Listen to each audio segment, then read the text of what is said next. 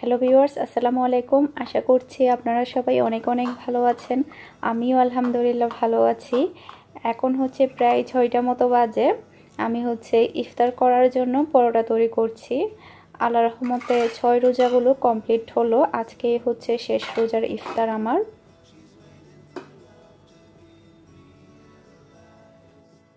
আমার অল্প করে রান্না করা মাংস ছিল, ভাবলাম এটা দিয়ে পাকোড়া তৈরি করে ফেলি।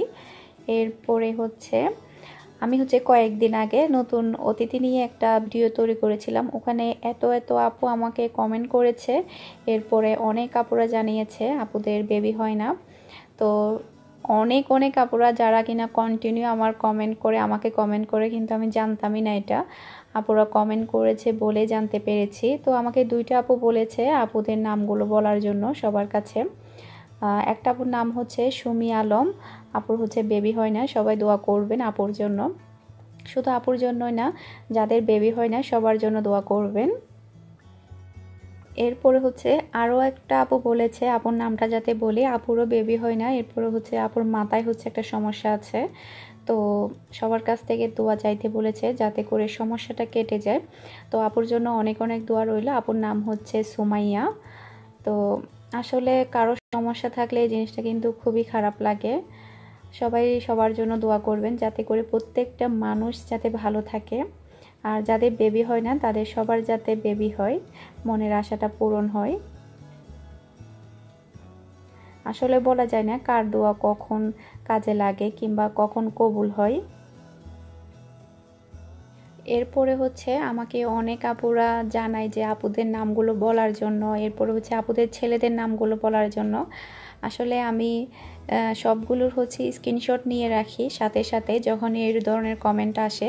তো আমি একসাথে বলার জন্য আমি বসে আছি, কারণ ভিডিওর মধ্যে প্রতিদিন আমি নামগুলো বলি অনেকে একটু বিরক্ত বোধ হয়। সেজন্যই আসলে আমি প্রতিদিন বলি না, একসাথে একটা ভিডিওর মধ্যে সবার নামগুলো বলবো ইনশাআল্লাহ। তো আজকে 6 রোজার শেষ। আল্লাহর রহমতে ভালোভাবে 6টা রোজা রাখতে পারলাম। তো আমার একটু শরীরটা খারাপ লাগছিল। শরীরটা খারাপ বলতে একটু মাথা ব্যথা করছিল, কারণ গরম তো সেজন্য। তো আমি চিন্তা করছি কি নাস্তা তৈরি করব নিজের জন্য। ভাবলাম পরোটা তৈরি করি। খুবই সিম্পলভাবে আমি ইফতারটা আয়োজন করছি। তারপরে ভাত খেয়ে ফেলবো ইফতারটা করার পরপরই, নামাজটা পড়ে।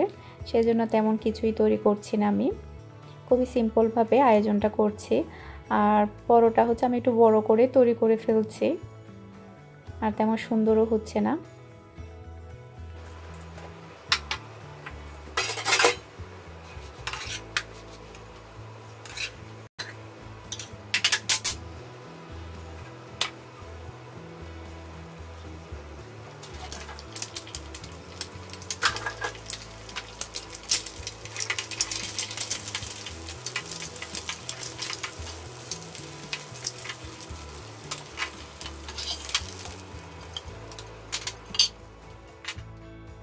আমার জন্য আমি ইফতারটা রেডি করে ফেলেছি, খুবই সিম্পল, কারণ আমি ভাত খেয়ে ফেলবো সেজন্য। আর আমি শুধু একটাই পরোটা নিয়েছি, কারণ আমি 2টা খেতে পারবো না। আর এটা মিষ্টি দই, আর আমি এটা চুলার মধ্যে তৈরি করেছি মাত্র 1 ঘন্টায়। আমি এটা আপলোড করব, আসলে আমি ভিডিওটা এডিট করতে সময় পাচ্ছি না। আর মিষ্টি দইটা কিন্তু অনেক ভালো হয়েছে। এখন আজানটা দিয়ে দিয়েছে, আমি ইফতার করতে বসে যাচ্ছি। আমি আসলে একা কোনো কিছু খেতে কিছুই ভালো লাগে না। মিহির বাবা তো বাসায় নেই, আর মিহি তো এখন প্রাইভেটে। তো সেজন্য একাই আমাকে ইফতার করতে হচ্ছে। সবাই মিলে যদি একসাথে খাওয়া হয় তখন কিন্তু খেতে অনেক বেশি ভালো লাগে। আর আমি 2 দিন আগেও ইফতারের একটা ভিডিও শেয়ার করেছিলাম। তো ওই ভিডিওটাতে বোঝা যাচ্ছে কি আমি বাম হাতে খাবার খাচ্ছি।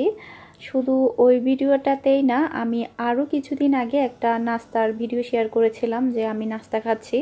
ওখানেও কিন্তু সেম, বোঝা যাচ্ছে কি আমি বাম হাতে খাবার খাচ্ছি। আসলে যখন আমি এডিট করছিলাম তখন আমিও নিজেই অবাক, কি ব্যাপার এখানে এরকম বোঝা যাচ্ছে কেন।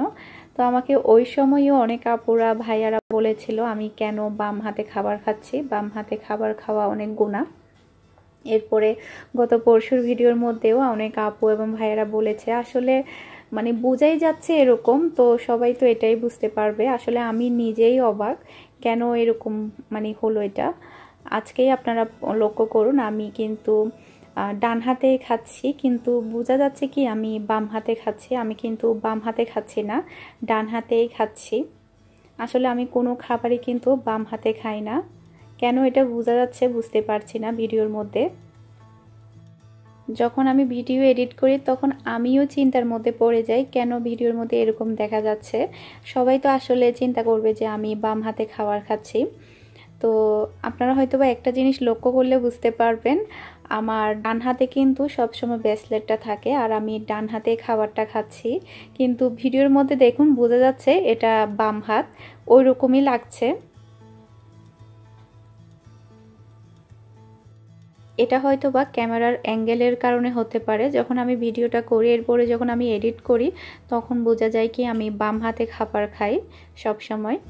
তো আসলে আপনারা হয়তো বা আজকে এটা ক্লিয়ার হয়ে গেলেন যে আমি বাম হাতে খাই না, সবসময় আমি ডান হাতে খেয়ে থাকি। আপনারা ব্রেসলেটটা দেখলে বুঝতে পারবেন, যদি ব্রেসলেটটা যদি ফলো করেন হাতের, এই আর কি। তো আশা করছি আমার আজকের এই ভিডিওটা আপনাদের কাছে ভালো লাগবে। আমার এই ভিডিওটা যদি আপনাদের কাছে ভালো লেগে থাকে আমার চ্যানেলটা কিন্তু আপনারা অবশ্যই সাবস্ক্রাইব করবেন। আর আজকে হচ্ছে আমি আপনাদের সাথে একটা কেকের রেসিপি শেয়ার করব।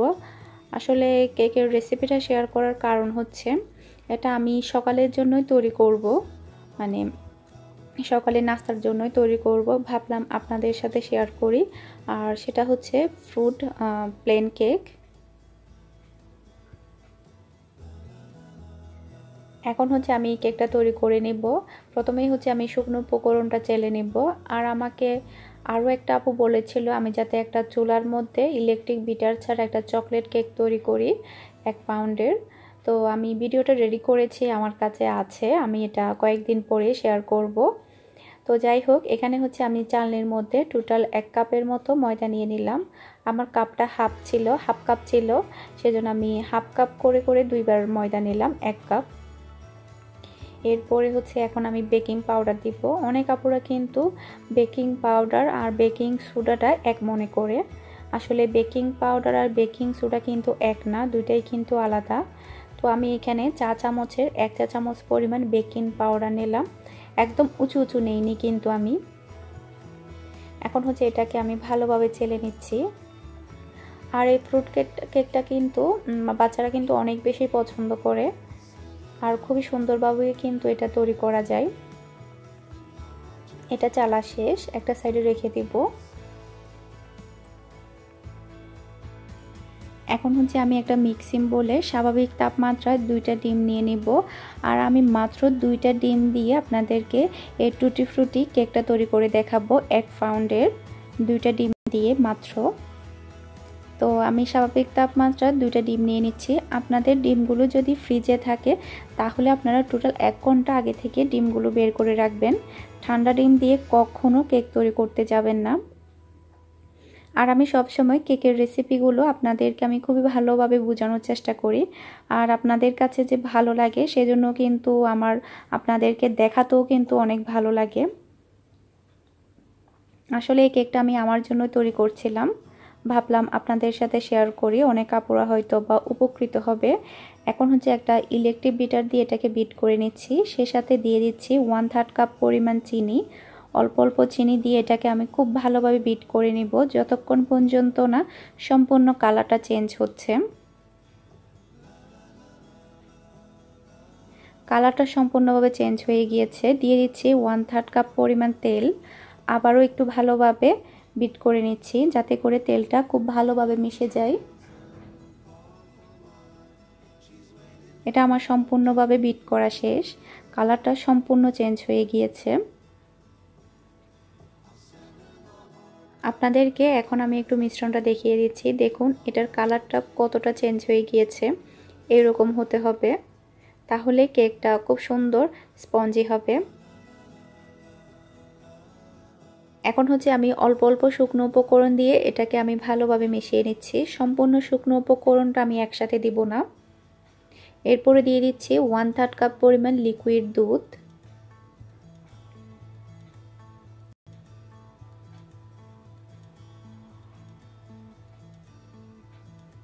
বাকি সবগুলো শুকনো উপকরণ দিয়ে দিলাম, ভালোভাবে মিশিয়ে নিচ্ছি। মেশানোর পরে যেহেতু এটা ফ্রুট কেক, এখানে হচ্ছে আমি এখানে অরেঞ্জ এসেন্স দিচ্ছি। আপনারা চাইলে লেমন এসেন্সও দিতে পারেন, কিন্তু ভ্যানিলা এসেন্স না দেওয়াটাই ভালো। যেহেতু এটা ফ্রুট কেক, এখানে ফ্রুট এসেন্সটা দেওয়াই ভালো। তো সামান্য পরিমাণ ইয়েলো ফ্রুট কালার দিচ্ছি, খুবই সামান্য, 2 ফোঁটা মাত্র, যাতে করে কালারটা একটু সুন্দর আসে। ফ্রুট কেকের কালারটা কিন্তু একটু হলুদে হলুদ হয়, সেই জন্যই আমি খুবই সামান্য পরিমাণ এই ইয়েলো ফ্রুট কালারটা দিলাম। ভালোভাবে মিশিয়ে নিচ্ছি। এটা মেশানো শেষ আমার।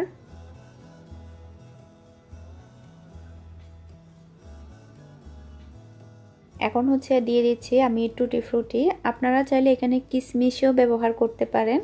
আর এই টুটি ফ্রুটিগুলো কিন্তু চাইলে আপনারা ঘরের মধ্যেও তৈরি করতে পারেন, আবার চাইলে আপনারা কিনেও আনতে পারেন। আমার কিন্তু ঘরের তৈরিও আছে, আর এগুলো হচ্ছে বাহিরে থেকে কিনা। ঘরের মধ্যেও কিন্তু খুবই সুন্দরভাবে টুটি ফ্রুটিগুলো তৈরি করা যায়।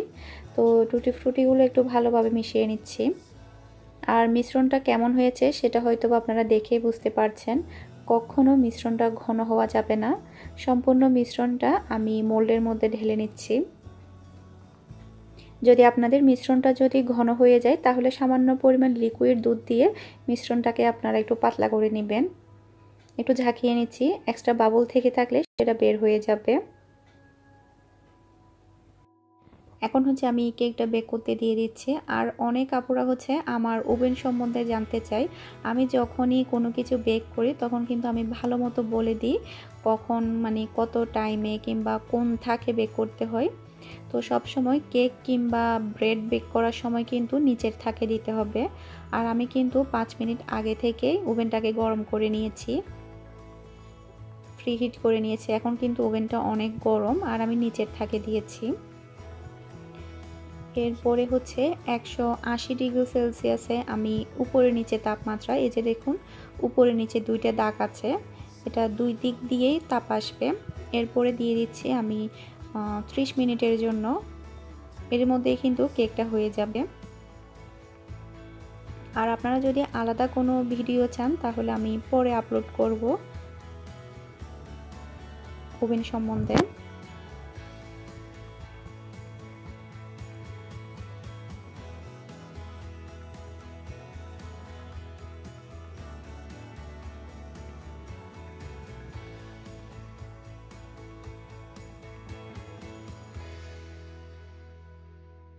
আমার কেকটা বেক করা হয়ে গিয়েছে। এখন হচ্ছে আমি একটা টুথপিক দিয়ে চেক করে নেব এটা পারফেক্টভাবে বেক হয়েছে কিনা।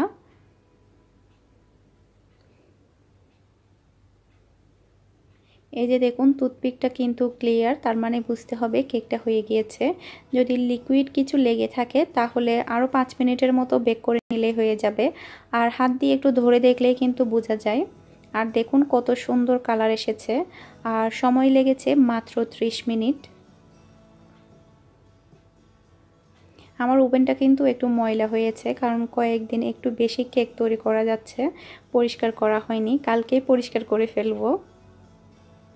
আর কেকটা একটু ঠান্ডা হয়ে যাক, তারপরে আমি আপনাদেরকে কেটে দেখাবো কেমন হয়েছে এটা।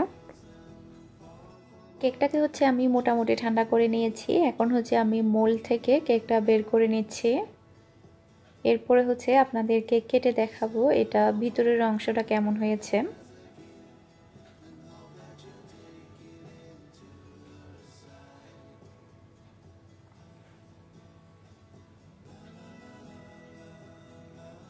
এই যে দেখুন ভিতরের অংশটা কিন্তু এইরকম হয়েছে।